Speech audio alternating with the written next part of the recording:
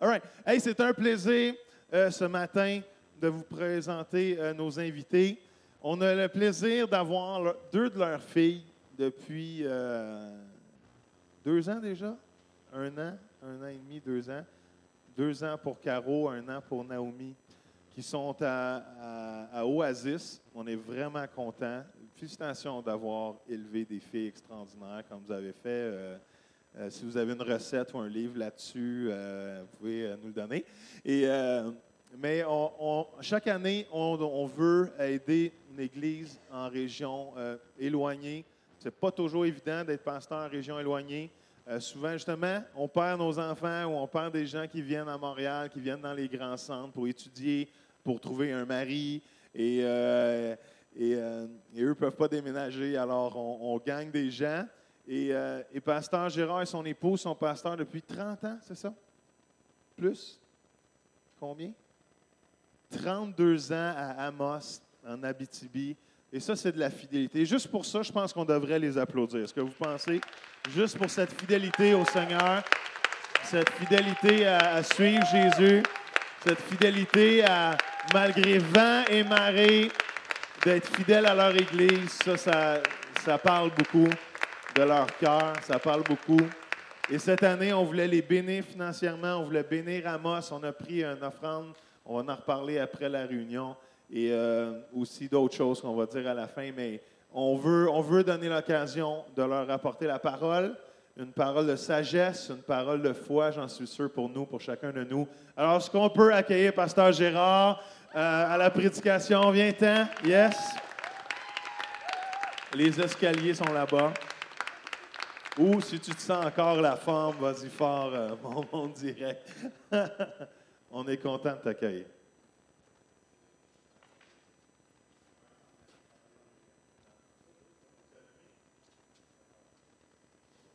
Oui. Amen. On vous remercie ce matin. On remercie Anna et Joël de nous avoir invités. C'est un privilège, c'est une bénédiction d'être ici. On peut vous dire que toute l'Abitibi-Témiscamingue vous salue aussi. Amen. Toutes les églises, c'est un privilège qu'on a de servir en Abitibi. Puis, moi, je dis souvent, c'est pas que nous autres, on était des bons pasteurs, mais c'est parce que les gens sont patients en Abitibi. Ils sont remplis d'amour. Ils ont été dans le fleuve du Père, ils se tiennent là. Fait que ça fait que c'est plus facile pour eux autres de nous aimer. Puis pour nous autres, dans nos cœurs, bien, Dieu a mis un feu, comme j'écoutais ce matin la louange et la célébration, c'est tellement bénissant. Et c'est comme Jérémie disait, il y avait un feu dans son cœur, quand même qu'il ne voulait plus faire mention de Dieu. C'était plus fort que lui. Il fallait qu'il en parle. Même si on se moquait de lui, puis il savait qu'on en parlerait, ça arriverait. Mais il y avait ce feu-là, ce désir-là, cette passion-là de parler de celui que son cœur aime. Puis ce matin, c'est un privilège que j'ai de venir parler de Jésus. Puis surtout avec votre thème, vivre comme Jésus. C'est-tu facile? Moi, je suis content que Jésus ait dit, sans moi, vous ne pouvez rien faire. C'est juste avec lui qu'on peut venir à bout de vivre comme lui. Mais quand on commence juste à se laisser changer et transformer par l'amour de Dieu, il y a des choses merveilleuses qui se produisent. Ce matin, j'ai mis l'église parce que je voulais voir juste que, je sais que c'est l'affiche, mais ça, c'est notre vieille affiche qu'on avait. Puis on a dû défaire l'entrée parce qu'il y a eu des problèmes. Et puis, on a fait différemment. Fait que la nouvelle affiche, elle va être posée dans 2 semaines. Hier, je me suis informé. Fait que, mais j'ai l'image, je vais vous la renvoyer, vous allez voir ce que ça va donner. Ça va être différent. Mais je veux vous en remercier pour cette bonté-là. En début d'année, on a marché par la foi à l'Église, puis on a présenté ça devant Dieu. Différentes choses, parce qu'on arrivait dans une situation difficile, puis on a semé, nous autres aussi. Parce que la même politique, je pense qu'on suit avec la même pensée du Père, c'est que si on veut récolter, il faut semer. Fait que quand on passe des fois des périodes plus difficiles financièrement, on dit, gars, Seigneur, toi, tu es le Dieu de la multiplication. On va semer à quelque part. Et puis, moi, je dis souvent que Dieu donne beaucoup plus que 10 %. Tu prends juste une pomme de terre, là, tu vas la couper en 3, tu vas la mettre, là, tu as du 300 %. Puis Dieu va te donner au moins 10 peut-être par petit morceau. C'est bon, hein? Les gars de la terre, on connaît ça. Fait que c'est un Dieu de bénédiction. J'ai mis un verset pour débuter. C'est Paul, il finit une épître par ça. Moi, je débute la prédication avec lui. C'est juste pour vous dire que ça serait comme vivre pour Jésus pour moi, un peu. Tu sais, maintenez-vous, frères et sœurs, je vais le lire ici, je vais vous laisser lire sur la setup. Merci, pas la setup, mais la diapositive. Ça, c'est un recul de 30 ans. Merci, frères et sœurs et chrétiens. Soyez dans la joie, cherchez à être parfait, encouragez-vous, soyez d'accord entre vous, vivez dans la paix et le Dieu d'amour et de paix sera avec vous. Saluez-vous les uns les autres en vous embrassant. Comment il y en a qui aiment ça? Non. Okay. Je ne suis pas obligé de la rire. Comme des frères et des sœurs, tous les chrétiens vous saluent, surtout ceux d'Amos Région. Que le Seigneur Jésus-Christ vous bénisse, que l'amour de Dieu et l'Esprit Saint qui nous unit soient avec vous tous. Moi, quand je regarde ça, je trouve que c'est un verset qui nous emmène à réaliser que Dieu nous appelle à être remplis de l'amour pour pouvoir vivre dans la joie, vivre dans la paix. C'est un fruit de l'Esprit. Ça vient tout du cœur du Père parce qu'on ne peut pas vivre notre vie chrétienne sans être lié à lui. Puis je vais vous dire une chose, c'est que Jésus, quand il est venu, quand il dit que le Seigneur Jésus-Christ vous bénisse, la plus grande bénédiction qu'il a faite pour nous, c'est de nous ouvrir ce sentier-là, c'est pour un retour au cœur du Père, pour revenir dans la maison de Dieu, pour revenir à une communion où on peut se sentir aimé, on peut se sentir vraiment apprécié, identifié comme enfant de Dieu, une vraie valeur qui vient de l'amour du Père. Je prêchais à Bella Vista dimanche passé à une église haïtienne en République dominicaine. Puis durant la semaine, j'avais médité, puis je voyais comme le cœur de tendresse du Père. Tu sais, quand on dit que le Père, il aime ses enfants. Puis je leur disais, des fois, nous autres, sur la terre, on dit « Mon Père, il est le plus fort. » Moi, mon Père, c'était le plus fort. Essayez pas d'en trouver d'autres, parce qu'il est mort maintenant, par exemple. Peut-être que ce serait plus facile. Mais mon Père était le plus fort pour moi, parce que c'était mon Père. Mais qu'est-ce qui devient notre plus grande protection pour nous, les enfants? Ce n'est pas de savoir que notre Père est plus fort, parce qu'on trouve toujours plus fort que soi, mais de savoir qu'il nous aime. C'est la tendresse. Quand on sait que Dieu est rempli de tendresse pour tous ses enfants, pour chacun de nous autres, ça devient quelque chose qui fait qu'on sait qu'on est en sécurité. On sait qu'on est aimé. On sait que quoi que ce soit qui peut nous arriver, que le Père nous tienne dans le creux de sa main, puis que le Père peut se lever, il peut intervenir, il peut faire n'importe quoi, parce que c'est le Dieu de création. C'est le Dieu de l'impossible. C'est le Dieu qui fait que l'impossible peut devenir le possible, parce que c'est le Dieu qui peut tout faire. Puis de savoir qu'on est aimé de lui, qu'on peut vivre une relation avec lui, puis de s'assurer qu'en lui, que quoi que ce soit qui arrive, on est en lui. De quoi est-ce qu'on peut s'inquiéter? Donc, on remet notre vie entre ses mains, puis c'est avec assurance puis confiance. Puis moi, je me dis, qu'est-ce qu'on a plus de besoin sur la terre pour vivre comme Jésus? C'est d'être continuellement rempli de l'Esprit. Continuellement. D'être dans l'amour du Père. J'ai rentré ce matin, une madame m'a dit, en jasant quelques mots, c'est tout ce qui ressortait, on sent l'amour ici. Ça, c'est votre Église. On sent l'amour. Ça me plaît. C'est parce que c'est comme un arbre planté près des courants d'eau qui donne son fruit en sa saison, mais où est-ce qu'il tire ses racines? C'est dans le fleuve. C'est l'amour du Père qui vient, qui nous transforme et nous change. Pour ça, Jésus a dit, sans moi, vous ne pouvez rien faire. J'ai mis la vigne qui représente, moi, je viens de récolter mes petits raisins chez nous. On a des raisins en Abitibi, ils ne sont pas gros, mais ils sont bons. Mais l'idée, c'était que j'ai planté ça, c'est parce que ça m'a toujours touché de voir la pensée du Seigneur quand il parle du cep, des sarments et puis le fruit. Puis quand on dit que sans Jésus, on ne peut rien faire, c'est que si on veut produire le fruit qui fait que les gens vont changer, les gens vont être transformés à notre approche, c'est parce que l'amour du Père va couler en nous. Puis le Père, il savait qu'on avait besoin continuellement d'être remplis. C'est pour ça qu'il nous dit, soyez remplis. Pas de vin doux, mais de l'amour de Dieu. Puis ça, c'est déversé par le Saint-Esprit. Fait que c'est merveilleux.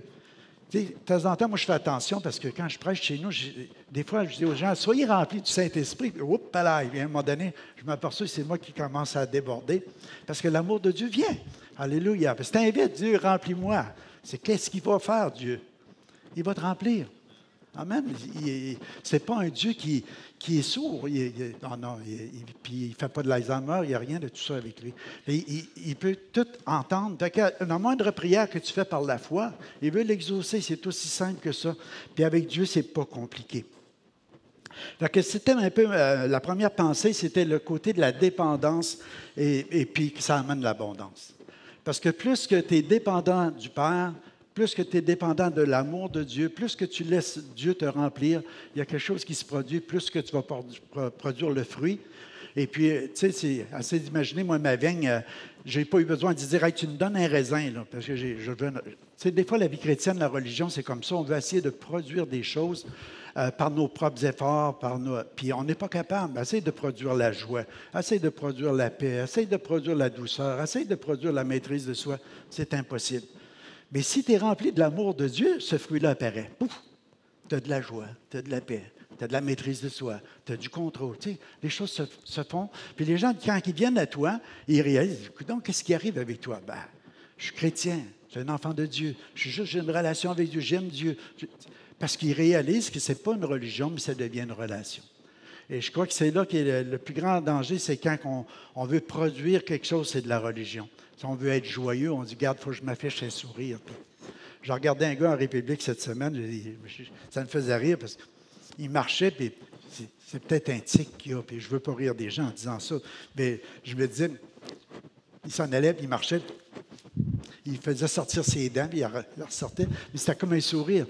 Puis je me disais, bien, peut-être que ça vient de sa relation, mais j'essayais d'imaginer un chrétien qui essaie juste de dire, regardez, je suis joyeux ce matin. Je suis joyeux ce matin. Mais quand que ça coule dans ton esprit, les gens disent, pourquoi tu ris? Mais on voit toujours les dents. La seule chose, c'est que tu as oublié de les brosser, mais en tout cas. Mais c'est la joie, ça coule, c'est merveilleux, parce que ça vient de ta relation avec Dieu. Que la dépendance, c'est ça qui va apporter l'abondance dans nos vies. Il fait qu'on va vivre comme Jésus, puis les gens vont voir la différence, qu'on ne restera pas de jouer une game, mais on va être vrai, tout simplement, dans notre relation. Je pense que c'est ça que le Père demande pour chacun de nous autres. Quand que le Père descendait dans le jardin moi j'appelle ça le jardin de délices, le jardin d'Éden, il allait prendre du temps avec Adam et Ève. Il n'avait pas honte, il n'y avait rien qui se passait, il était juste content de vivre une relation avec le Père. Et puis il vivait quelque chose de merveilleux. Après ça, il y a eu la chute, il y a eu la chose qui est faite, qu'on a perdu cette intimité-là. Mais le Père, il est descendu pareil, puis il est venu. Puis il a dit, où est-ce que tu es rendu? Où est-ce que tu es? Tu sais, il cherchait. C'est le Père qui cherchait, c'est l'amour. Il aime ses enfants, puis il veut juste qu'on soit proche, puis qu'on bâtisse une relation. Quoi que ce soit qu'on peut vivre dans notre vie, mais on peut s'approcher de lui, puis dire, regarde Seigneur, j'ai besoin de toi. Puis le Père nous cherche. Puis le Père, il sait qu'on est des pécheurs. Il savait bien avant qu'on cherche à vivre une bonne vie. C'est pour ça qu'il a envoyé son Fils mourir sur la croix. Pour payer pour toutes nos fautes, toutes nos dettes. Qu'il n'y ait plus rien, c'est la grâce simplement. Puis on a ce plaisir-là de courir vers lui, puis de tomber dans les bras de papa, et de dire, je t'aime tellement. Puis on est tellement bien, tellement rassurés à cet endroit-là. On reçoit toutes les bénédictions qu'on a besoin, qu'on ne veut plus perdre ça. Puis c'est là qu'on dit, Dieu, change-moi, transforme-moi.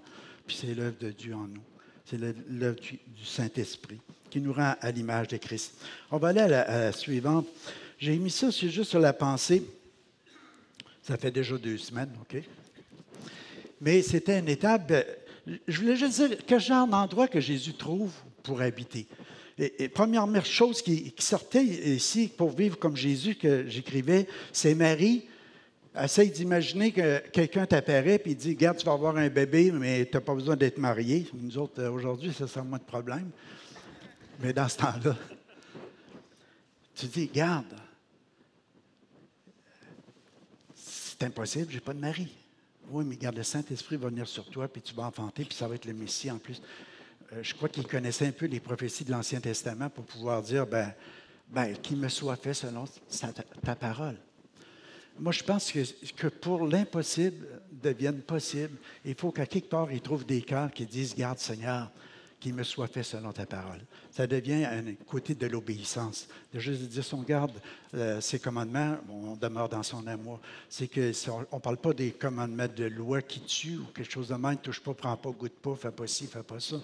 On parle juste de dire que le Père nous aime et il nous dit des choses pour nous protéger, pour nous diriger dans notre vie, puis des choses comme ça. Puis Marie a dit, mais qu'il soit fait selon ta parole.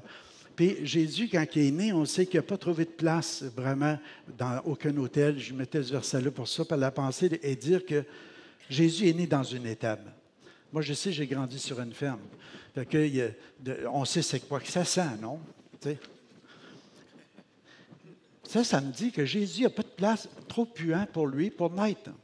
Il veut naître dans nos cœurs. Puis des fois, la réaction qu'on peut avoir, oh, Seigneur, tu ne sais pas tout ce que j'ai fait. Je lisais un livre cette semaine, un deuxième, je lu 2 pendant que j'étais là-bas. J'avais du bon temps. Et puis, il y avait le témoignage d'un pasteur qui disait comment il est venu au Seigneur.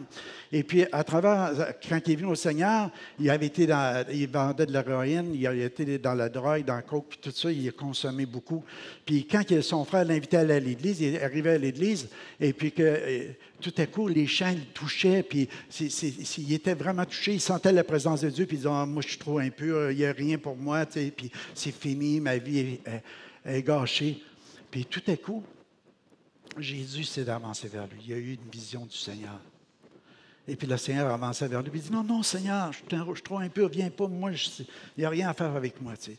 Puis le Seigneur, il a juste dit, donne-moi ton cœur. Donne-moi ton cœur. Tu vas voir ce que je vais faire avec. Donne-moi ton cœur. Fait que Dieu ne nous demande pas de changer, il veut le changer. Il veut nous transformer. Puis c'est là qu'on voit des choses incroyables se produire. C'est quand on vient à cet endroit-là où on dit, Seigneur, viens dans mon cœur. Vous voulez vivre comme Jésus? Comment juste dire, viens dans mon cœur, Seigneur. Change-moi, transforme-moi, fais ce que tu veux. Moi, j'ai dit au Seigneur, m'a dit, où tu veux, quand tu veux, de la manière que tu veux. Quelqu'un m'aurait dit, j'ai été pasteur pendant 32 ans à Moss. J'ai dit, non, non, Seigneur, donne ça à quelqu'un d'autre. Tu sais pourquoi? Parce que ça faisait presque 20 ans que je travaillais déjà dans l'industrie, puis je pensais juste si je peux-tu arrêter. Mais là, ça fait 52 plus. Mais j'ai dit, Seigneur, quand j'ai eu 65 ans, moi, je m'étais toujours dit, ça prend un malade pour continuer à travailler. Puis, tu peux rester chez vous. Quand j'arrivais à 65 ans, le mois avant, j'ai eu un combat incroyable. Parce que je commençais à me sentir fou. Je ne suis pas prêt à arrêter. Puis là, le Seigneur m'a donné un rêve, puis dans le rêve, il m'a dit, continue. OK, Seigneur. Quand tu veux, où tu veux, de la manière que tu veux, je te l'ai donné ma vie à ta partie. Ça ne veut pas dire que je n'arrêterai pas un jour, là, mais juste en attendant. Bon, moi, le Seigneur m'a encouragé en disant, regarde, je veux encore que tu sois là. Je ne veux pas être une nuisance, Seigneur, mais tu sais, où tu veux, quand tu veux, de la manière que tu veux. Moi, je veux qu'il y ait une place pour Jésus, dans mon cœur, dans ma vie, dans ma famille, puis tout ça. Puis quand on décide ça, c'est incroyable, toutes les transformations que le Seigneur peut faire. Puis vous allez commencer à vivre comme Jésus à ce moment-là. Amen. Y a-t-il de la place? Puis il y a une chose que j'écrivais juste en pensée, puis je ne veux pas être trop long parce que je sais que je peux rester sa première diapositive longtemps. La première, on va dire, c'est diapositive, c'est correct. Mais j'avais fait ressortir ces pensées-là que de tout ce que Marie et Joseph ont quitté par rapport à Nazareth pour s'en venir, tu sais, leur réputation, leur voix, leur famille, leur job probablement, leur endroit. Puis ils ne savaient pas qu'ils se conduiraient jusqu'en Égypte, mais juste parce qu'il me soit fait selon ta parole. Puis Joseph, lui, avec un cœur rempli de bonté, il dit, OK, Dieu m'a parlé à moi aussi, puis cette femme-là, c'est ma femme, puis je vais en prendre soin, puis je vais faire comme Dieu veut aussi. Fait que c'est quelque chose. On va aller à la suivante. Depuis un petit bout de temps, j'ai prêché beaucoup sur des pensées que Jésus visitait des maisons. Et puis, quand j'ai commencé à préparer, j'avais demandé à Joël, as-tu un thème, quelque chose? Puis il dit, emmène ce que tu veux. C'est ça que je fais. Mais j'ai dit, puis il dit, on parle de vivre comme Jésus. Ben, j'ai dit, regarde, je vais essayer d'emmener quelque chose là-dedans. Ce verset-là, je l'aime parce que c'est lui qui me suit. Puis ça va avec ton Jean, mais peut-être un peu plus avancé, 8-12. De nouveau, Jésus parle à la foule, il dit, la lumière du monde, c'est moi. Si quelqu'un me suit, il ne marchera pas dans la nuit, mais il aura la lumière qui donne la vie. Fait que dans ce que je vous disais, c'est que quand on commence à suivre Jésus, on marche. Fait que je dis, Seigneur, moi, je veux te suivre. Fait que je vais commencer à essayer d'aller dans toutes les maisons que tu as visitées. Puis qu'est-ce qui se passait dans ces maisons-là? La première qui m'a venue à l'esprit tout de suite, c'était la maison de Marthe et Marie, parce qu'ils aimaient aller dans cette maison-là. Jésus aimait passer du temps dans cette maison-là. Puis je me disais, qu'est-ce que je retrouve dans cette maison-là, dans cette visite-là que le Seigneur a fait? Puis la pensée qui revient toujours, c'est Jésus, c'est Marie au pied du Seigneur. Marie est là, elle est au pied, puis elle écoute Jésus. Marthe est là, puis elle dit, « Hey, Seigneur, dis-lui donc, parce que tu as une influence sur sa vie, de venir m'aider à servir. Parce qu'on veut te préparer une bonne bouffe. » Et puis Marie, elle regarde Marthe, on n'enlèvera pas la part que Marie a pris, elle a choisi la meilleure part. Tu t'agites pour bien peu de choses. C'est important de manger. J'ai mangé toute la semaine. Regardez la preuve, tu sais. C'est épouvantable. Un matin, j'ai dit à ma femme, j'ai acheté ça, cet habit-là, quand ma dernière s'est mariée. Ça a rien qu'un an, maintenant, un an au mois de juin. Je ne rentre plus dedans. Wow! C'est la faute à ma femme. Trop bonne cuisinière.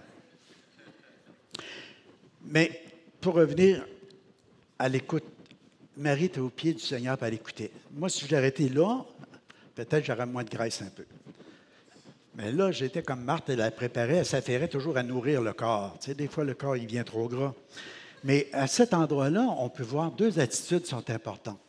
La première, c'est celle de l'écoute, d'être au pied du Seigneur pour écouter. Si vous voulez vivre comme Jésus, mets-toi au pied du Seigneur, commence à écouter, commence à méditer sa parole, commence à dire, Seigneur, parle-moi.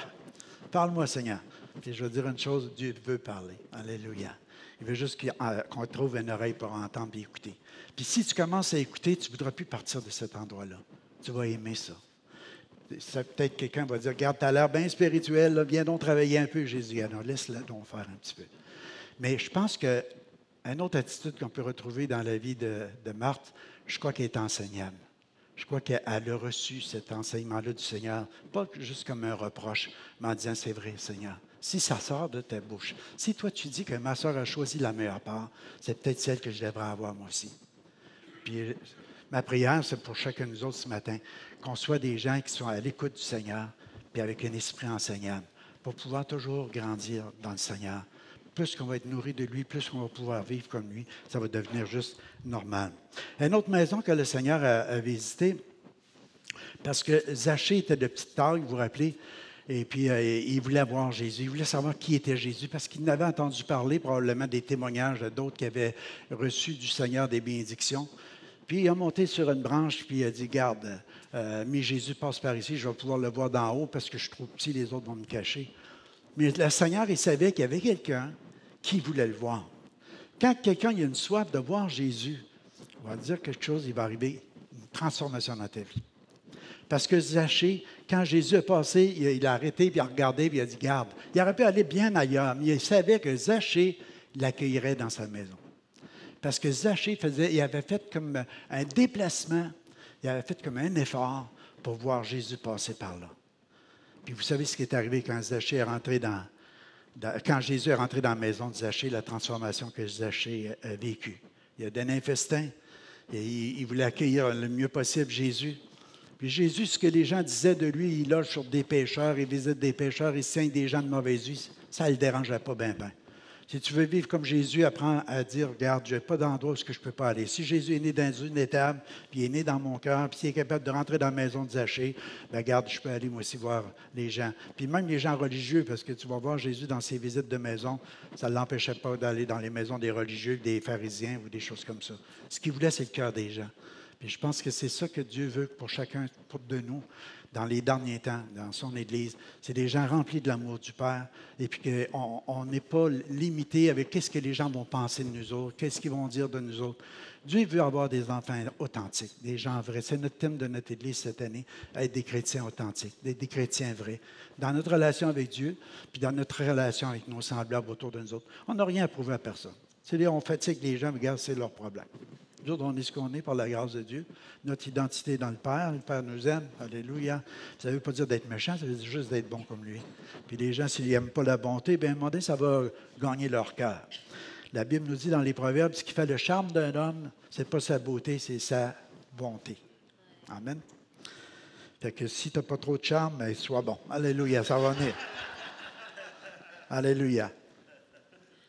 Hâte-toi de descendre. Mais ce que je voulais dire, c'est que il y a plus que d'être un visiteur occasionnel. Si Jésus descend dans une maison, Zachée il est prêt à remettre 4 fois plus. Si j'ai pris quelque chose, ça ne veut pas dire qu'il était malhonnête, mais au moins, quelque part, il dit, si j'ai fait de quoi, si les gens m'accusent d'avoir été un voleur, je suis prêt à remettre, je suis prêt à remettre. Parce que le salut est rentré dans sa maison. Jésus est rentré. Puis, je vous encourage à dire, ce n'est pas juste une visite occasionnelle, comme venir à l'église le dimanche ou des choses de même, mais si tu veux vraiment vivre comme Jésus, il faut que Jésus soit dans ta maison. Il y a une belle relation, tu sois à l'écoute, puis tu le laisses se transformer puis changer. Puis ça va t'emporter à avoir un cœur généreux à accueillir, puis d'être reconnaissant envers tout ce que Dieu te donne. On va aller à la suivante. Alléluia. C'est Jésus qui se rend à la maison de Simon, la belle-mère. Alléluia. J'avais lu un petit comique qui disait, Seigneur, tu n'as pas d'autre chose à faire qu'aller visiter ma belle-mère. Tu sais. Il ne voulait pas qu'il rende la santé, je ne sais pas. Il ne faut pas dire ça, mais Désiré, tu as une bonne belle-mère. Hein? Alléluia. Imagine. Pierre, il dit à Jésus, viens avec moi, on va chez la belle-mère, elle va nous servir. C'est vrai, hein? je suis méchant en disant ça. Non, c'est pas correct. Non, je suis authentique. Non, non, c'est vrai. Suzanne a fait bien à manger, puis je suis convaincu que toutes les gens, quand ils arrivent à la maison, sont contents de venir bouffer et de manger. Mais quand il est rentré là, Jésus, la belle-mère est malade. Elle fait de la fièvre. Pas capable de servir. Imagine. Je ne crois pas que Jésus a été touché, cette femme-là, pour qu'elle le serve. Moi, je crois qu'elle a été touchée par Jésus parce que Jésus avait plein de compassion. Quand il l'a vue souffrante, quand il a vu qu'elle n'était pas capable de faire son ordinaire, les choses qu'elle faisait, il dit, je ne peux pas la laisser comme ça. Il a été juste la toucher. Mais le cœur, tout de suite, que quand tu es touché par Jésus, qu'est-ce qui se passe? Tu as le goût de servir. Tu as le goût de faire des choses. Puis moi, je crois que l'Église, aujourd'hui, en général, je parle en général au Québec ou ailleurs, elle a besoin de cette touche-là. Des fois, elle a des grosses fièvres. Elle a de la difficulté, des fois, à servir. Mais si le Seigneur vient et touche, tu vas commencer à vouloir servir. Puis c'est un privilège qu'on a de servir Christ, de servir Jésus. Moi, je suis convaincu que cette belle-mère-là, après avoir eu la touche du Seigneur, Seigneur, c'est quoi je peux faire? Je t'ai fait de la bouffe, mais je peux même te laver les pieds. Il y a bien des choses que je peux faire. Tu sais, elle était déjà préparée à servir. Fait que moi, je crois qu'on a besoin peut-être des fois de réaliser que si on veut vivre comme Jésus, on a besoin de descendre dans des maisons. Puis il y a des endroits dans des maisons où que les gens, on va réaliser qu'il y a des besoins physiques, des fois il y a des besoins spirituels, et puis qu'on aura besoin de toucher ces gens-là dans le nom du Seigneur pour les ramener en santé, les ramener avec le goût de servir, puis de vraiment se dévouer à l'œuvre de Dieu et à l'avancement du royaume de Dieu. Amen. Alléluia. Ça nous dit la belle-mère s'est empressée de se lever pour servir. Fait qu'imagine, c'est sa reconnaissance. Elle s'est empressée tout de suite après avoir reçu cette touche. Je veux dire, quand tu files pas bien, que tu as mal à la tête ou que tu fais une migraine et puis que tu n'as pas le goût de rien faire, puis tout à coup, quelqu'un te prie pour toi, puis waouh, il n'y a plus rien. C'est qu'est-ce que je peux faire? Tu as le goût de travailler, tu as le goût de faire des choses. Tu sais? Fait que bien souvent, c'est cette touche-là que nous avons besoin de recevoir. Puis ce matin, on pourrait se poser la question, c'est quand Dieu me touche, puis il intervient comme ça dans ma vie, puis il m'emmène des guérisons, est-ce que je suis assez reconnaissant pour aller le servir? Pour juste marcher, comme Jésus a marché. Vous savez, le Seigneur, il n'y avait même pas une place pour reposer sa tête. Il y avait tellement de besoins autour de lui qu'il ne pouvait pas arrêter. Encore 5 minutes? Personne n'a rien dit, que j'étais encore bon pour un autre. Il y a une autre maison que j'aimerais vous faire visiter. C'est la maison de Lévi qui donne un grand festin dans sa maison. Il y a beaucoup de publicains et d'autres personnes qui étaient à table avec eux. Les pharisiens et les scribes murmurent et disent, ses disciples, pourquoi mangez-vous et buvez-vous avec des publicains et des gens de mauvaise vie? Donc, pour vivre comme Jésus, on va passer pour des buveurs et des mangeurs. Ça peut-tu? Ça ne dépend dans quelle maison tu vas aller, mais avec qui tu vas te tenir. Nous autres, on dit souvent dans les gens, puis il y a eu des statistiques. Dernièrement, j'entendais un pasteur dire qu'à un moment donné, dans son église, il avait emmené une étude, puis il a commencé à dire comment de gens que tu côtoies qui ne vont pas à l'église, qui ne sont pas chrétiens. Puis j'ai été obligé d'admettre que je n'avais pas un. Pas une personne, parce qu'il dit c'était toujours l'Église, puis c'est bon, l'Église, il faut venir à l'Église. Mais en dehors de tout ça, Dieu vient nous réparer, nous restaurer. On dit les 5 ministères, c'est pour catharsiser les saints, réparer les filets, pour les lancer sur le monde par la suite. Avec les ministères, on vient à l'Église, on se fait réparer, dans le sens de notre vie, tout va mieux. On vient toucher à Jésus ensemble. Puis après ça, on est relancé. Puis, mais des fois, on vient juste à l'Église, on va au travail, mais on n'a plus un cercle d'amis avec des non-croyants auxquels les autres ils peuvent réellement manger à notre fruit et voir qu'on connaît Jésus. Pas tout simplement par le parler, mais par nos gestes, par nos actions, par notre manière de vivre. Et puis, ça nous interpelle, on s'arrête. Jésus, lui, il allait dans ces maisons-là. Oui, il se faisait passer pour un buveur, un mangeur, parce que, écoute, les festins, il n'a pas dit à Lévi, écoute, là, ton argent, tu devrais garder ça pour l'Église, là. Tu devrais donner ça aux pauvres.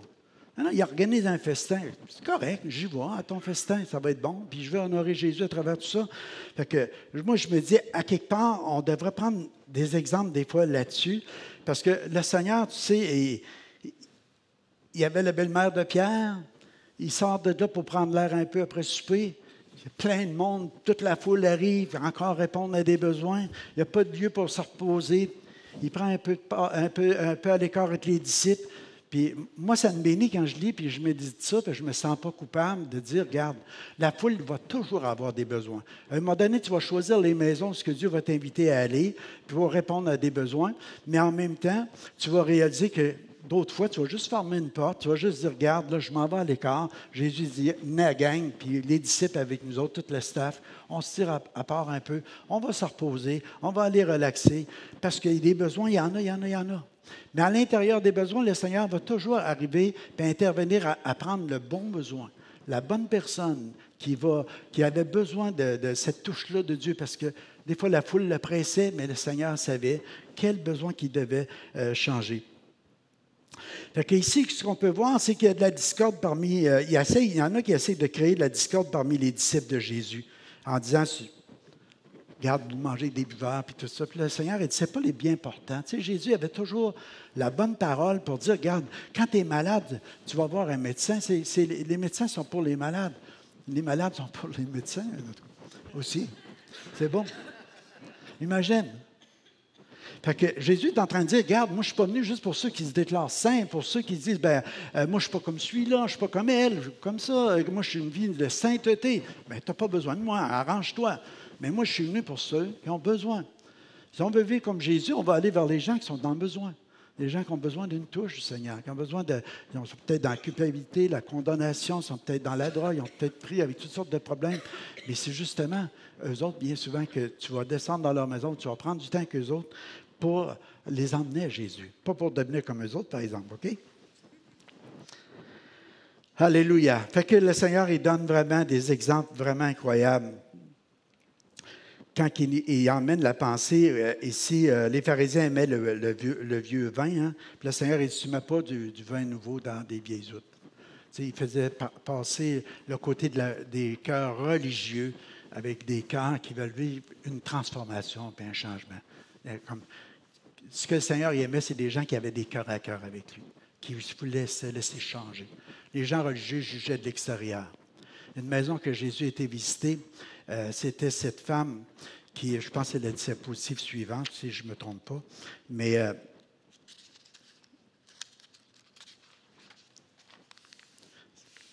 c'est ça, c'est la femme pécheresse. C'est Simon, quand il est rentré dans la maison du pharisien. Au moins, je suis mes notes, c'est pas pire. Puis, cette femme-là, Simon l'invite, pas d'eau pour laver ses pieds. Il n'accueille pas Jésus comme il devait l'accueillir. Cette femme rentre, elle pleure sur les pieds de Jésus, déverse des parfums, il suit avec les cheveux. Et puis Simon, il est dans son cœur, puis il est en train de la regarder, puis il dit, si cet homme-là serait un prophète, il saurait de quel genre de femme qu'il touche. C'est une pécheresse. Sa réputation dans le village, tout le monde la connaît. Tout le monde sait qui qu'elle est. Puis là, Jésus, il voit son cœur, tu sais, puis il voit le cœur de cette femme-là. Quel cœur que le Seigneur aime le plus? Là, il dit à Simon, il dit, garde, il dit, j'ai une petite histoire à te conter. Il dit, mettons, il dit qu'il y a deux personnes, il dit, ils ne sont pas capables de remettre leur dette. Il y en a qu'un qui doit 50$, l'autre en doit 5 000. Toutes les deux ont besoin de payer leur dette. Puis là, le créancier, il dit, regarde, je suis bon aujourd'hui. Je vous remets toutes les deux l'argent que vous me devez.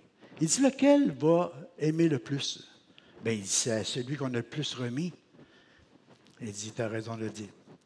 Il dit, tu vois, je suis rentré ici, tu ne m'as même pas donné d'eau, tu n'as pas fait grand-chose pour moi. Tu ne m'as pas accueilli comme tu aurais dû m'accueillir. Mais elle, c'est avec ses larmes qu'elle les a lavés. C'est avec ses cheveux qu'elle les a essuyés. C'est tellement différent. Tu sais, le Seigneur, il voulait juste lui faire comprendre quelque chose. Il dit, les deux ne sont pas capables de remettre leur dette. Au lieu de te comparer à un autre pécheur, commence à regarder Jésus. Si tout le monde regarderait Jésus, tout le monde va réaliser tout à coup, regarde, on n'est pas capable de vivre comme lui, on a besoin de lui, on a besoin qu'il nous transforme, qu'il nous change. Puis on commence à s'aimer les uns des autres, à se respecter les uns des autres, puis où est-ce qu'ils sont rendus, les gens aussi. On peut être à des niveaux différents. Au lieu de dire, ben, regarde, moi je suis chrétien, je fais plus ci, je ne fais pas ça, mais regarde lui, il fait ci, il fait encore ça. Non, regarde, Dieu voit son cœur. Puis c'est ça que Dieu nous appelle, c'est à regarder à nos cœurs. Moi, je pense que le Seigneur a attiré l'attention vraiment sur les signes évidents de l'amour de cette femme-là. Puis si on veut suivre Jésus, si on veut vivre comme Jésus, il va falloir ouvrir notre cœur à ça, dire Seigneur, donne-moi un cœur pour les pécheurs. Donne-moi un cœur pour ne pas les juger, mais les aimer. Puis d'avoir une influence dans leur vie. Puis de reconnaître que ceux qui sont touchés par le Seigneur, il se passe des choses incroyables après ça dans leur vie. Ça fait comme des personnes comme Zachée. Puis la dernière maison que je voulais rapidement, sans regarder les notes, là, pour ne pas être trop long, parce que je sais que là, il est 11h30. Chez nous, je fais ça à cette heure, mais là, je n'ai encore pour 15 minutes, non. C'est la dernière maison est importante, parce que c'est le Jairus. Jairus, il y a une situation qui est comme à l'extrémité. Il y a des gens qui vivent des situations comme ça. Il y en a peut-être ici ce matin qui vivent des discriminations, des situations extrêmes. Puis tu dis, il n'y a plus rien à faire. Tu sais. Et lui, quand il est descendu vers Jésus, ça dépend des évangiles, mais tu vas retrouver différentes versions. Mais c'est parce que dans l'événement, c'est pas ce que ça se contredit, mais dans l'événement, c'est la situation est racontée selon que la personne a vu. Mais dans cette situation-là, quand Jairus arrive à Jésus, il y a une foule qui le presse, puis en même temps, il y a cette femme-là qui a une perte de sang, qui traverse sa foule pour aller saisir le bord du vêtement de Jésus. Puis quand tu prends le temps de méditer sur cette parole-là du Seigneur, tu vas voir ces deux cas extrêmes. Parce que si tu recules de 12 ans avant, tu vois une femme qui se lève un bon matin, puis il y a une perte de sang. Ça doit être de même qu'elle l'a vu, je ne sais pas. OK. Mais il y a une perte de sang, je suis malade. Qu'est-ce que je vais faire? Dans l'autre maison, un petit bébé vient d'arriver. Wow! C'est la joie, c'est l'excitation, c'est l'euphorie, c'est le fun. Pendant 12 ans, tu vois une maison, tu vois ton enfant grandir, se développer, puis la joie, elle court tout partout, elle fait toutes des choses merveilleuses, ce qui fait que ton cœur est heureux. Puis dans l'autre personne, elle qui a commencé à avoir sa perte de sang, elle dépense son argent, elle va voir les médecins, elle fait toutes sortes de choses, mais rien pour elle. La maladie est là, pas moyen de s'en sortir. Puis elle entend parler de Jésus. Si je peux au moins, au péril de sa vie, traverser cette foule-là, puis aller toucher le bord du vêtement. Je ne veux même pas avoir trop d'interaction avec lui parce qu'il va voir que je suis une femme impure à cause de la perte de sang. Elle traverse la foule, puis elle touche le bord du vêtement. Puis Jésus, qui m'a touché? Hey, toute la foule te touche, Seigneur. Oui, mais quelqu'un m'a touché par la foi. Ce matin, je voudrais vous finir avec ça. Il y a deux façons. Des fois, c'est nous autres qui doivent toucher à Jésus. Puis d'autres fois, c'est Jésus qui descend dans nos maisons, puis il vient nous toucher. On a besoin des deux. Si on veut vivre comme Jésus aussi, et des fois, les gens vont venir nous toucher, puis il faut être sensible à dire, mais regarde, ta foi. Parce que des gens vont venir à nous parce qu'on est le corps de Christ, parce qu'on le représente sur la terre. Puis d'autres fois, c'est nous autres qui va descendre pour aller toucher les gens. Je me rappelle une fois, j'étais dans un hôpital, mon père était à l'hôpital, je vais jaser avec mon père. Il y avait un monsieur à côté, puis il souffrait. Je le voyais, il souffrait. Mais là, je passe un peu de temps avec mon père. Puis quand je suis parti, j'ai pogné la grosse orteille. Puis ça marche, essayez-les. J'ai pogné la grosse orteille du gars en passant. J'ai dit, Seigneur, enlève ce mal-là dans le nom de Jésus. Puis je n'ai pas parlé avec, je suis parti. Puis j'avais mon cœur, il était touché de le voir, sa souffrance. Quand je retournais voir mon père, il dit, le gars à côté, il m'a parlé de toi. Ouais. Il voulait savoir qui tu étais. J'ai dit, c'est mon gars, mais il est pasteur. Ah. Il dit, quand il a passé, il a pogné le pied, puis toute la douleur est partie. Toutes les choses sont parties. Moi, je n'étais même pas pour parler du Seigneur, mais la compassion. Des fois, il y a quelque chose qui se passe en dedans. Tu vois la souffrance de quelqu'un, puis ça te touche à l'intérieur. Vas-y, touche-les. Tu n'as pas besoin de prêcher seulement. Touche-les. Alléluia. Demande au Seigneur d'intervenir. Puis il y a peut-être quelqu'un à côté qui a vu qu'il va intervenir comme mon père. Je pense que ça a fait du bien à sa foi, lui aussi. Ça l'a stimulé à travers tout ça. Mais pour revenir à Jairus, à un moment donné, ils ont dit, regarde, Jésus, tu as perdu trop de temps avec ça, là, puis il est trop tard, elle est morte. Il dit, non, elle n'est pas morte. Il est rentré dans sa maison. Il a descendu, il dit, adore. Le monde a commencé à se moquer de lui. Il y a de la moquerie quand tu veux vraiment faire l'œuvre de Dieu. Mais quand il est rentré dans cette maison-là, il a pris juste avec lui Pierre, Jean-Jacques, les disciples. Parce qu'il y a des fois, il y a des gens qui sont là, puis la voix du trop tard, tu entends ça, qui veulent juste semer le doute. Jésus, il a éloigné ça de lui. Il a rentré avec la mère, puis le père, parce que les autres, ils voulaient que la petite fille revienne. Puis il rentre avec les 3 disciples, puis il l'a touché, puis il dit, jeune fille, lève-toi. Puis après ça, il dit à manger. Il faut être pratique. Elle avait faim. Il secoue ce qu'elle... Mais peut-être que le Seigneur va t'emmener dans des situations comme ça. Tiens-toi avec des gens qui ont la foi. Prie avec les gens qui sont dans le besoin. Puis va au-delà, étire l'affaire. Parce que ça revient au Seigneur. C'est le fleuve de l'amour du Père qui coule en nous. C'est l'Esprit du Seigneur. Et puis, Dieu fera ce qu'il veut. Tu sais, moi, c'est ça que je me dis. Ça ne m'appartient pas, ce bout-là. Moi, mon bout, le Seigneur, il dit, impose les mains aux malades, ils seront guéris. OK, Seigneur, on va prier pour eux autres. Des fois, ils témoignent, des fois, non. Sont-ils malades? Sont-ils guéris? Sont-ils pauvres? Ça, c'est leur problème. Mais moi, j'ai prié parce que Dieu m'a demandé de le faire. Puis je vous demande, si vous voulez vivre comme Jésus, allez-y. Aimez les gens, laissez la compassion vous toucher quand vous voyez des besoins. Priez pour eux autres. Laissez les gens vous toucher. Puis si vous voyez à un moment donné qu'il y en a trop, puis vous voulez être à l'écart, il n'y a pas de condamnation, retirez-vous un peu, allez vous reposer. Puis revenez après ça en force, puis allez en République dominicaine, allez manger, allez passer du bon temps, vous allez être bénis.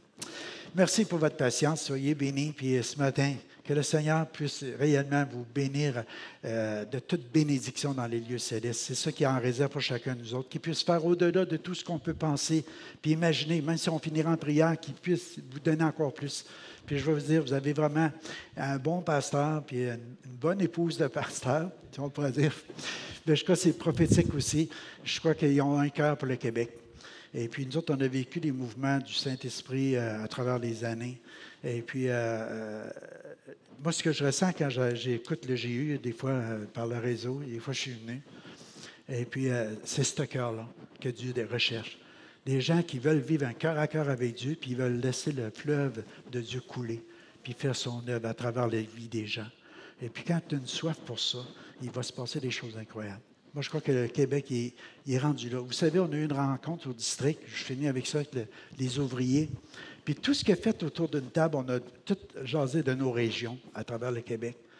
Puis tout ce qui ressortait, c'est qu'on ressent que les gens ont une soif de Dieu. Ce n'est pas de la religion, par exemple. Ils n'ont soupé de ça. Ils ne veulent pas... C'est quelque chose de vrai, c'est quelque chose d'authentique. C'est ça qu'ils recherchent. Fait que si les chrétiens, on est vrai dans notre relation avec le Père, puis qu'on est vrai avec nous-mêmes, puis avec la relation qu'on a avec les autres, notre identité se retrouve dans l'amour du Père, ça va être incroyable ce qui va arriver. Ça va être incroyable. Puis je pense qu'on est en train de vivre quelque chose qu'on n'a pas vécu. Quand on est venu au Seigneur, il y a 30 quelques années, 40 ans presque, là, nous autres, c'était Jésus Seigneur. C'était arrêté là. Puis c'était merveilleux. Il dit, Jésus, tout ce que tu me dis, je vais le faire. Dis-moi-les, je vais le faire. Jésus Seigneur. Mais lui, il a ouvert la porte pour un retour au cœur du Père. Puis là, on a découvert que le Père nous aime. Alléluia. Il y a de la tendresse. Puis à travers cette tendresse-là, c'est qu'on a trouvé une sécurité, une identité. Je suis enfant de Dieu. Et nous le sommes. Puis ça nous sécurise. Puis après ça, regarde, on le laisse faire. Alléluia. Parce que sans lui, on ne peut rien faire. Puis il nous transforme, il nous change. Merci pour ta patience, mon frère. Puis merci pour votre écoute aussi. Puis l'Abitibi vous salue. Amen. Alléluia. Merci. Merci, Pasteur Gérard. Je veux juste, en terminant, j'ai juste à cœur quelque chose. Joël et moi, on était à une conférence depuis mercredi. On est arrivés cette nuit. Puis ce que Pasteur Gérard disait par rapport à juste vivre comme Jésus, c'est la chose qui m'a bouleversée. Puis encore ce matin, c'est ma prière. Comment est-ce qu'on représente bien Dieu? Est-ce qu'on représente bien son amour? Oui, dans le monde, OK? Oui, je suis totalement d'accord, mais est-ce que je représente bien Jésus dans mon mariage, envers mon mari? Est-ce que je représente bien? Est-ce que j'aime comme Jésus? Est-ce que j'aime mes enfants? Puis, il y a ce verset, puis vous allez dire, ça, c'est les faciles, mais en fait, ça, c'est ceux habituellement qu'on blesse le plus. Puis, tu sais, mon voisin d'en face, Eric, à chaque fois que je le vois, il est génial. On jase avec lui, lui puis Jessie. Puis, on a la chance de les côtoyer, mais la réalité, c'est pas avec eux autres que je me mets en colère. C'est pas avec eux autres que je m'impatiente. C'est pas avec eux autres que... Et ceux que je veux vraiment, voir et aimer, c'est sûr, c'est vous. Puis, il y a un verset, Joël va en parler, c'est sûr, la semaine prochaine, mais lisez 1 Jean 4. Le 1 Jean 4, 12, ça dit ceci. « Personne n'a jamais vu Dieu. Si nous nous aimons les uns les autres, Dieu demeure en nous et son amour est parfait en nous. » Maintenant, moi, je suis un peu une perfectionniste. Fait que tout de suite, j'ai demandé au Seigneur, « Seigneur, comment est-ce que ton amour peut être parfait en moi? » Mais ça le dit. Si Dieu demeure en moi, c'est son amour qui se dégage, puis qui va aimer Olivier, qui va aimer Pierre, qui va aimer Sylvie, c'est son amour, mais c'est notre job. Vivre comme Jésus, c'est de s'aimer. Vivre comme Jésus, c'est comment est-ce que je peux bien t'aimer, toi, aujourd'hui? Puis moi, j'aimerais qu'on se lève. Est-ce qu'on peut commencer en faisant ça? Je vais inviter Séphora, Jade de monter. J'ai juste à cœur qu'on puisse se mettre en position de dire, Jésus, je veux vivre comme toi maintenant.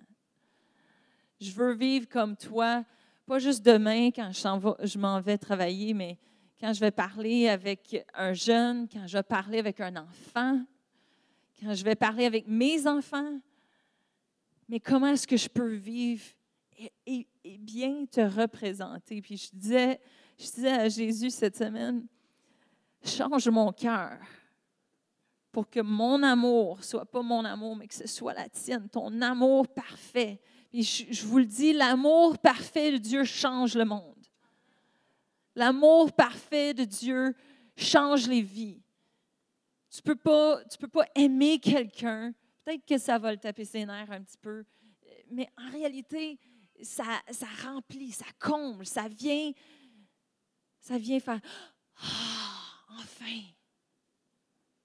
Alors, je veux juste est-ce qu'on peut lever les mains? Peut-être qu'on peut chanter « Roi de mon cœur ». Il n'y a pas personne. Ils s'en viennent tous. Mais si Jésus est le roi de mon cœur, je vis comme lui. De dire, Jésus, comment est-ce que je peux bien aimer mon enfant? Je sais, je répète ça, mais je ne sais pas si vous comprenez comment souvent on ne les aime pas bien, nos enfants. Ils pètent une crise, puis « Ah, tu m'énerves, tasse-toi ». Ou ils nous rouspètent. Puis on entend juste le manque de respect, fait qu'on se met en colère. Ou ils nous rejettent. Puis on se dit, ben, c'est de même moi aussi. Puis ça, c'est nos enfants. Puis je vous le dis, mon cœur, c'est qu'on peut, en tant que parents, grands-parents, comme en tant qu'adultes, vous n'avez pas d'enfants, il y en a plein qui ont besoin de vous. Mais qu'on puisse aimer comme il faut, comme Jésus. Aimer Lauriane, aimer Jeff, aimer Daphné. On est leur famille. Puis juste dire, Papa Céleste, comment est-ce qu'aujourd'hui, en sortant de ce bâtiment, je peux aimer comme toi? Qu'est-ce que ça a de l'air d'aimer comme Jésus? Qu'est-ce que ça a de l'air? L'amour parfait. Ça dit qu'on l'a, l'amour parfait, parce qu'il habite en nous, il demeure en nous. Qu'est-ce que ça a de l'air? L'amour parfait en Pierre, qu'est-ce que ça a de l'air? L'amour parfait dans Mélodie puis Jacques, ça a de l'air de quoi? Est-ce qu'on s'arrête vraiment pour dire, oui, je veux vivre comme Jésus, ou c'est juste une étiquette, je suis chrétien, je vis comme Jésus?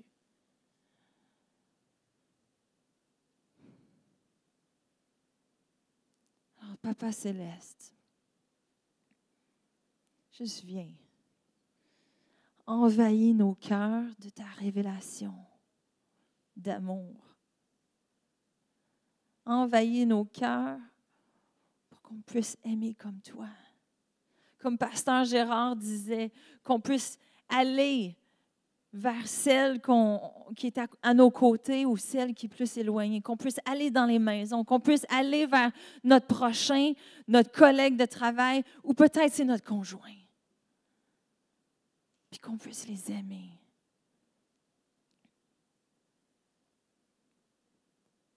Qu'on puisse les aimer. Est-ce que vous pouvez juste, en terminant, répéter cette prière avec moi? Est-ce que vous pouvez juste dire, Papa Céleste, je veux vivre comme Jésus. Je veux aimer comme Jésus. Ceux que tu m'as confiés en premier.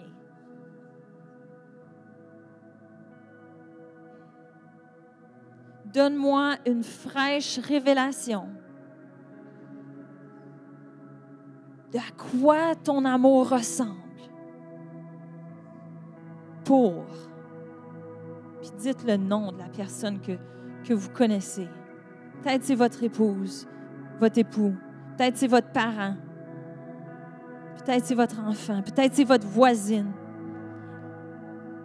Juste commencez à demander à Jésus. Si on ne cherche pas à le ressembler, on vit juste dans ce everyday, juste à vivre, puis on vient à l'église, puis c'est pas ça, vivre comme Jésus.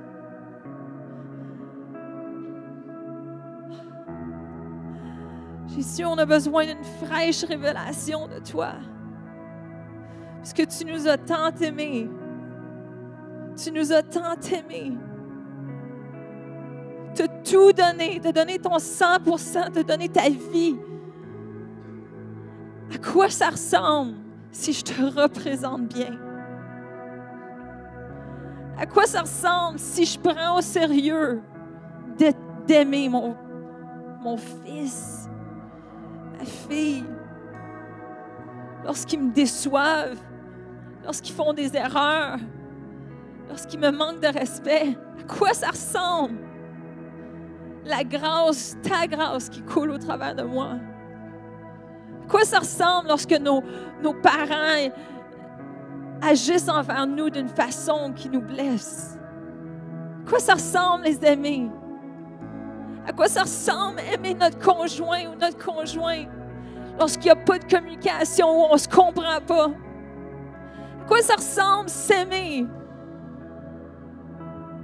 comme Jésus?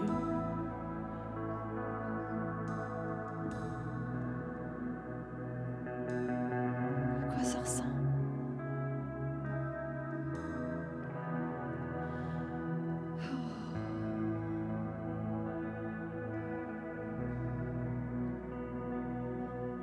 Hallelujah.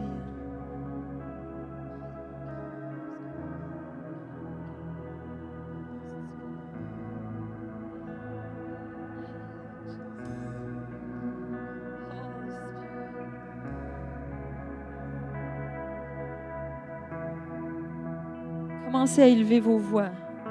C'est pas moi qui dirige, c'est pas Joël, c'est pas Pasteur Gérard. Ça, c'est entre vous et Dieu.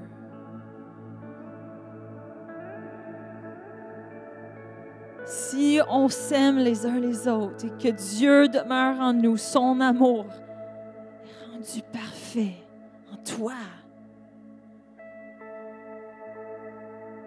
Papa, on veut ton amour parfait. On veut vivre dans cet amour parfait. On veut la représenter. On veut la donner. Tu demeures en moi. Hallelujah, Jesus. Si vous voulez, juste, il y en a qui veulent avancer en avant. On n'est pas beaucoup ce matin. On a le temps. On peut prendre le temps. Venez juste... Donnez votre vie encore à Jésus. Venez donner votre cœur.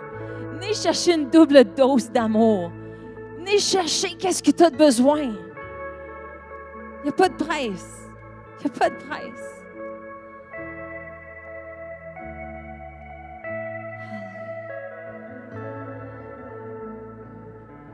La montagne où je cours, la fontaine où je bois, oh, il est mon chant. Que le roi de mon cœur soit l'ombre où je me cache, la rançon pour ma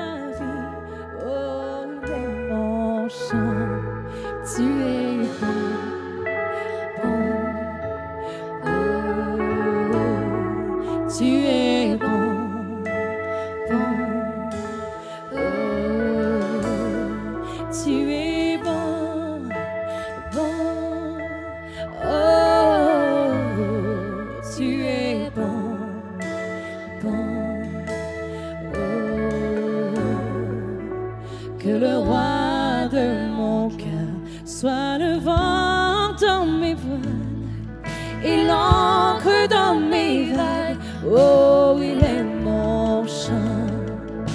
Que le roi de mon cœur soit le feu dans mes veines et l'écho de mes jours. Oh, il est mon chant. Que le roi de mon cœur soit le vent dans mes voiles et l'encre dans mes vagues. Oh, il est mon chant. Que le roi de mon cœur soit le feu dans mes veines et l'écho de mes jours. Oh, il est mon chant. Tu es bon. Chantez-le.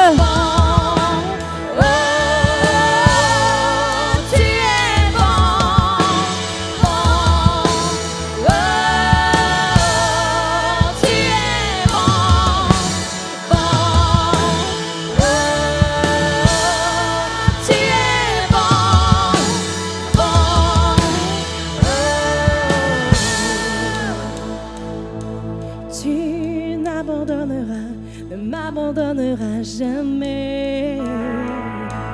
Tu n'abandonneras, ne m'abandonneras jamais. Tu n'abandonneras, ne m'abandonneras jamais. Tu n'abandonneras, ne m'abandonneras jamais. Tu n'abandonneras, ne m'abandonneras jamais. Ne m'abandonneras jamais. Tu n'abandonneras, ne m'abandonneras jamais. Tu n'abandonneras, ne m'abandonneras jamais. Car tu es bon, bon, bon. Tu es bon, bon, tu es bon, bon, tu es bon, bon,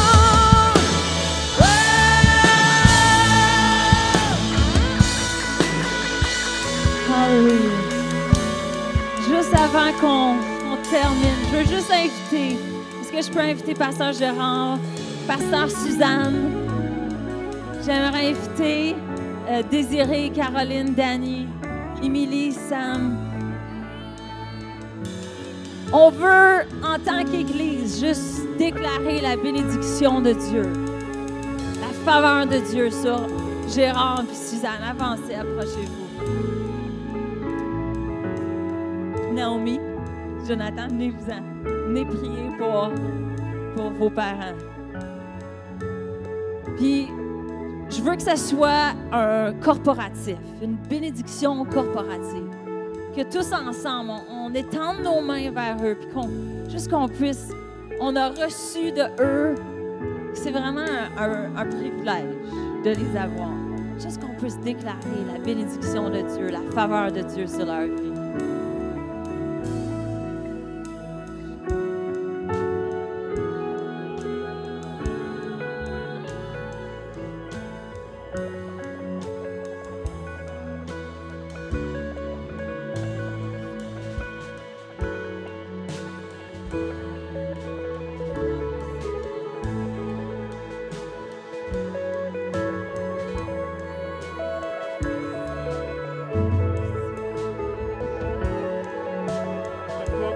Pour la passion que tu leur donnes, Seigneur, pour l'exemple qu'ils sont, Seigneur, d'être des gens de courage, d'être des gens de foi, Seigneur, d'être ancrés dans ta parole, Seigneur, d'être ancrés, Seigneur, dans Seigneur, les paroles que tu as déclarées sur leur vie, Seigneur, dans leur fidélité, Seigneur, à te servir, Seigneur.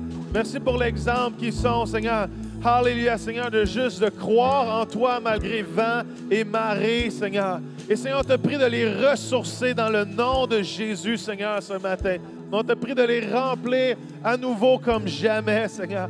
Alléluia, Seigneur, tu as encore plein de choses à faire à travers leur vie, Seigneur. Plein de gens touchés, Seigneur. Plein de gens, Seigneur, Seigneur, que ton évangile passe à travers eux, Seigneur. Plein de gens, Seigneur, qui vont représenter Jésus, Seigneur. Alors, Père, on te prie de les ressourcer ce matin, Seigneur.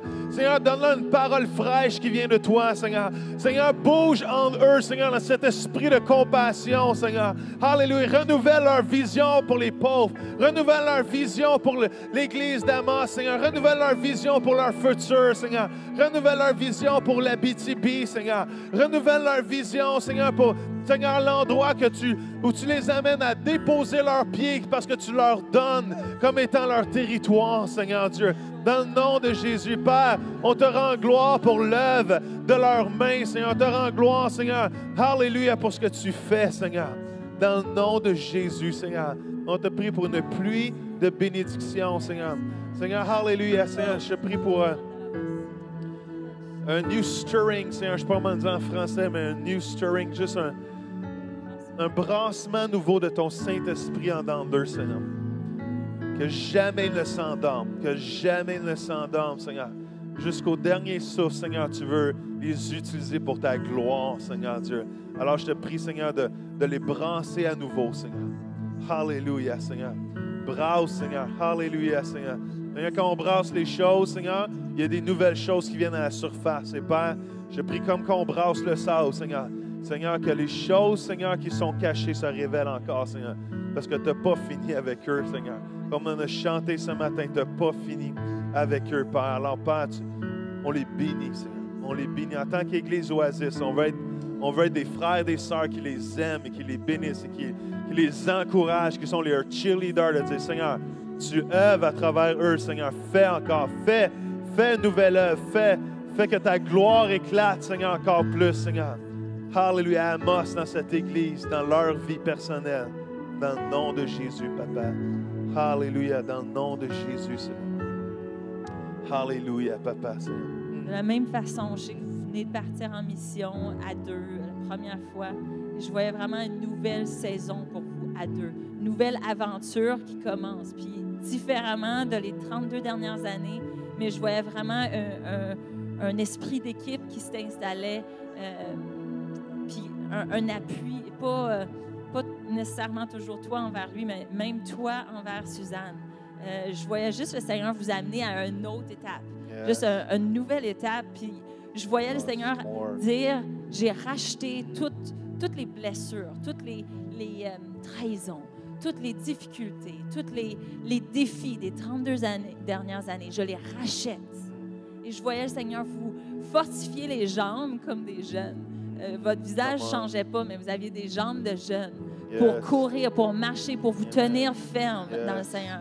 Alors, Seigneur, je veux juste déclarer cette parole sur ce couple, Seigneur. Je veux les honorer. Je veux honorer Suzanne, Seigneur Dieu, pour tout le travail qu'elle a fait derrière par moment, qui était peut-être caché à l'ombre. Seigneur, je veux juste, comme Joël il disait, le sable qui est brassé, qui amène à la surface. Je voyais toi, Suzanne, qui venait à la surface. Je voyais un joyau caché que le Seigneur est en train de dire, voici ce que j'ai formé, voici ce que j'ai préparé, voici. Puis je veux juste vous dire, ouvrez vos oreilles, parce que Dieu, il y a des secrets qu'il veut vous révéler, que vous ne connaissez pas, qui va vous épater. Vous allez dire, on pensait qu'on en connaissait, mais c'est du nouveau, c'est du nouveau, c'est du frais. Amen. Hallelujah. Amen. Yes. Seigneur. Comme si Dieu était en train de chanter un chant d'amour au-dessus de vous. Puis que ça allait amener vraiment des profondeurs, puis ça allait ressortir des fleuves d'amour au-delà de encore qu'est-ce qui est fait. Amen. Amen. Yes. Amen. Wow. Avant de vous descendiez, parce qu'on a pris une offrande d'amour, je suis content que vous avez décidé de faire la pancarte par la foi. Et tu savais qu'on voulait vous bénir de cette façon-là. On a pris une offrande d'amour pour votre Église il y a 2 semaines. Et le montant au complet a été ramassé pour payer la pancarte. Alors, on voulait vous bénir. J'espère que ça ne coûte pas plus cher que tu m'avais dit. Mais le 1782 $, on veut vous bénir en tant qu'Oasis. Ça vient de tous les gens ici. Ça ne vient pas juste de nous, mais de tous les gens, de juste vous bénir. Que votre nom soit affiché, que nous aussi, on prie. On investit dans votre nom pour qu'un jour, on ait notre bâtiment avec notre nom dessus. Alors pour nous, comme tu as dit tantôt, c'est une semence dans votre ministère. Puis on veut vous bénir, l'Église d'Amos, de la sorte, pour tout ce que vous faites, puis que vous puissiez un rayonnement là-bas. Puis une autre chose, bien, on sait c'est quoi être pasteur, moi, puis Anna, ceux qui sont pasteurs, c'est quoi. Et une des plus beaux privilèges, c'est quand quelqu'un pense à nous, puis il prend soin de nous sans nous le dire. Et cet après-midi, on veut vous gâter. Les filles vont vous sortir, je ne sais pas si vous l'ont dit ou pas, et, les filles vous sortent magasiner. On veut vous acheter du linge, on veut vous acheter des choses pour la maison. On veut vous gâter pour un bon montant. Vu que ça ne te fait plus, on veut vous gâter. Puis ce soir, toute la famille, on vous sent au restaurant, on veut vous aimer. Ça vient de la part d'Oasis. On veut que vous sentiez apprécié, on veut que vous sentiez gâté, puis savoir que des frères et des sœurs vous prennent soin de vous, puis ils vous aiment. Et des fois, vous faites l'œuvre dans le secret, personne ne le sait, mais Dieu le sait. Et on veut juste reconnaître ce que vous faites. Amen. On vous aime.